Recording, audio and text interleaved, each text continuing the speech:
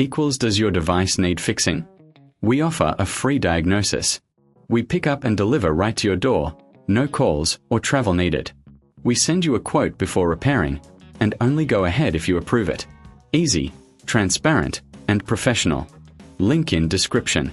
To start, gather your tools, a Phillips screwdriver and a plastic spudger. First, power off your HP15DA and unplug it. Remove the back cover by unscrewing the screws. Keep them safe for reassembly. Once the cover is off, take a moment to clean the internal components with compressed air.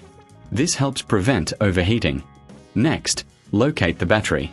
Carefully disconnect the battery connector from the motherboard. Use the spudger to gently pry it out. Now, take your new battery and place it in the same position. Connect the battery to the motherboard securely.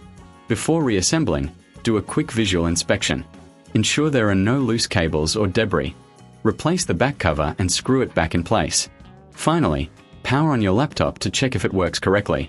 If you need assistance, remember we offer professional diagnosis without obligation. Enjoy the convenience of pickup and delivery at your home.